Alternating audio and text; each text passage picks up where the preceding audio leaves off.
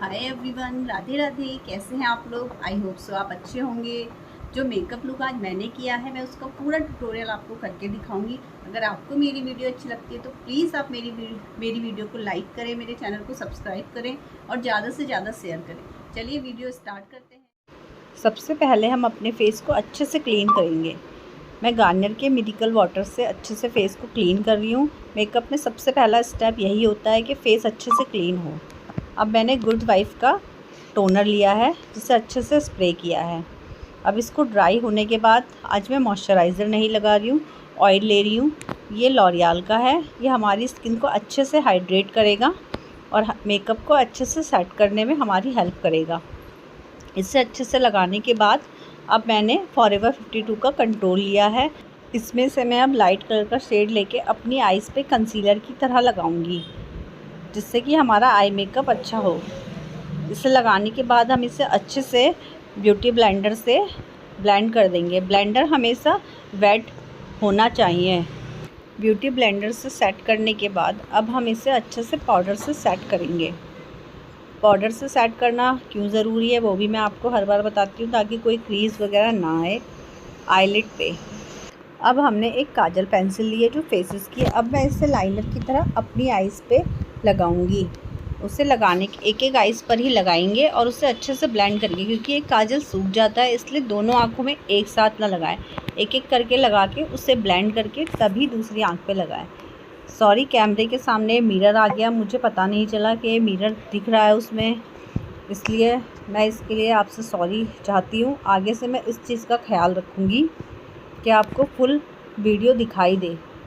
अब मैंने dark brown colour का शेड लेके जो लाइनर लगाया था उसे अच्छे से ब्लेंड किया है, ताकि वो दोनों एक साथ मिक्स हो जाए और अलग अलग ना दिखे।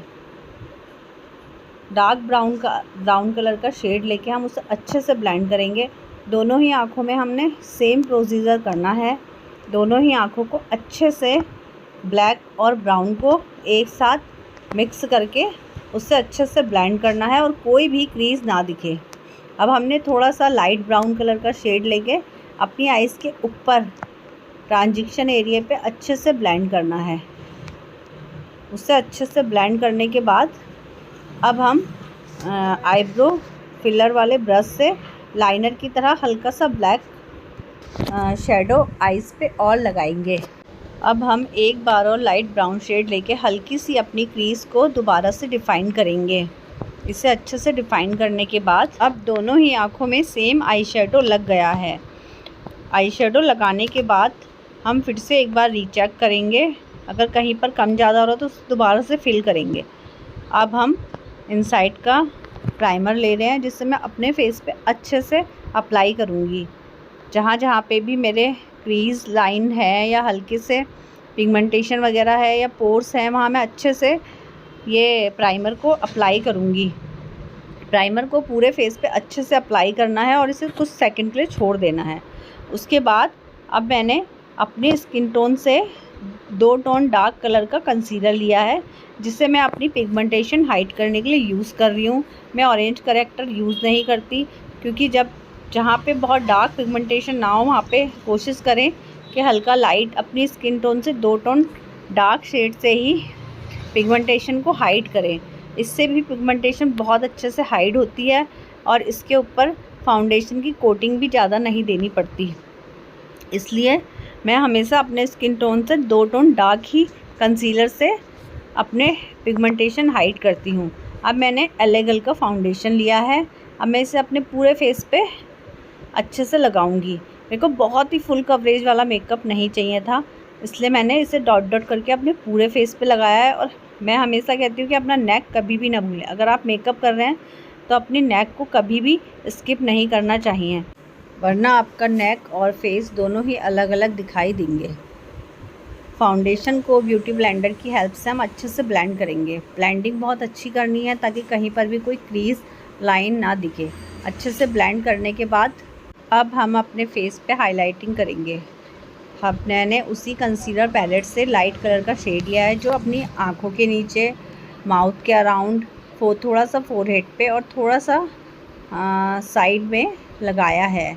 अब इसे भी हम अच्छे से ब्लेंड कर लेंगे। कंसीलर को भी हल्के हाथ से ब्लेंड करना है, ज़्यादा हार्ड हाथ से ब्लेंड नहीं करना है वरना ये हट जाएगा। इसलिए इसको जितना हो सके उतने लाइट हाथों से ब्लेंड करें। फोरहेड पे भी इसे अच्छे से ब्लेंड करें। जब ये अच्छे से ब्लेंड हो जाए तो हम इसे दोबारा अच्छे से फिर से एक बार ब्यूटी ब्लेंडर से अच्छे से ब्लेंड करने के बाद एक बार मेकअप फिक्सर मारूंगी। फेसेस का है, अगर मेरे फेस पे कहीं पर भी हल्का सा कोई क्रीज़ या लाइंस आ रही होंगी तो ये उसे हाइड्रेट भी करता है और मेकअप को फिक्स भी करता है बहुत अच्छा। इसलिए मैं इस अपने मेकअप में हमेशा ही 2 बार फिक्सर यूज़ करती हूँ, एक बार बेस के बाद और एक बार फाइनल पे। अब अच्छे से एक बार अच्छे से ब्यूटी ब्लेंडर से ब्लेंड करने के बाद अब हम इस अपने पूरे फेस को पाउडर से लॉक कर देंगे। ये मैंने फॉरएवर 52 का ट्रांसल्यूसेंट पाउडर लिया है। अब मैं इस पाउडर से अपने पूरे फेस को अच्छे से सेट कर दूंगी ताकि मेरा मेकअप काफ़ी लॉन्ग लास्टिंग बने। अब मैं उसी पाउडर को थोड़ा सा ज़्यादा क्वांटिटी में लेके अपनी अंडर आई पर लगा के छोड़ दूंगी जिससे कि मेरे फेस पे बेकिंग हो जाए। अब मैं अपनी आईब्रो को फिल करूँगी। आईब्रो फिल करने के लिए मैंने डार्क ब्राउन कलर का शेड लिया है जो मैंने अपनी आई शेडो पैलेट से लिया है जो मेकअप रेवोल्यूशन की है। अब मैं इसे अच्छे से अपनी दोनों ही आईब्रो को फिल करूँगी। आईब्रो फिल करने के बाद ही हमारे मेकअप में लुक आता है। जब तक हमारी आईब्रो फिल ना हो हमारे मेकअप का लुक पता नहीं चलता। इसलिए हम उसे अच्छे से फिल करने के बाद स्पूली से एक बार कॉम्ब कर देंगे। हमारी आईब्रो में कहीं पर भी लाइंस या गैप नहीं दिखना चाहिए। सारे गैप्स को और लाइन को अच्छे से फिल कर देंगे, तभी हमारी आईब्रो का लुक बहुत नेचुरल दिखता है और अच्छा लगता है। दोनों ही आईब्रो को अच्छे से फिल करने के बाद अब हम अपनी लोअर लैश लाइन पर हल्का सा डार्क ब्राउन कलर का आई शेडो लेके उससे अच्छे से ब्लेंड करेंगे। इससे हमारा आई मेकअप बहुत अच्छा लगता है। जब तक हम लोअर लैश लाइन पे हल्का सा आई शेडो जो हमने ऊपर दिया होता है उसी कलर का नहीं लगाते तब तक हमारा मेकअप थोड़ा सा इनकम्प्लीट सा लगता है। इसलिए हमेशा ही लोअर लैश लाइन पर कलर लगाना ना भूलें। अब जो हमने पाउडर लगाया था एक्स्ट्रा हम उसे एक पाउडर ब्रश से अच्छे से डस्ट आउट कर देंगे। अब मैंने ये स्विस ब्यूटी की कंटूर और ब्लशर पैलेट लिया। इसमें से मैं अपने फेस को अच्छे से कंटूर करूँगी क्योंकि मेरे गाल थोड़े फूले हुए हैं इसलिए मुझे अपने फेस पे कंटूर करना बहुत ज़रूरी लगता है। इसलिए मैं कंटूर ज़रूर करती हूँ। अपने फेस पे अच्छे से कंटूर करने के बाद अब मैंने हल्का सा पिंक कलर का ब्लशर लिया है। दोनों ही गालों पे हम अच्छे से ब्लशर देंगे। ब्लशर को हम अपने गालों पे हल्का सा नोज़ पे और हल्का सा चिन पे ज़रूर लगाएंगे जिससे कि हमारा मेकअप बहुत अच्छा लगता है। अगर हम अपनी नोज़ और चिन पे हल्का सा ब्लशर नहीं देते तो वो मेकअप अच्छा नहीं दिखता। इसलिए हमें मेकअप को कंप्लीट लुक देने के लिए हल्का सा ब्लशर अपने चिन पे और नोज़ पे ज़रूर देना चाहिए। अब मैंने स्विस ब्यूटी की लिप लाइनर पेंसिल ली है। अब मैं इससे अच्छे से अपने लिप्स को आउटलाइन दूंगी।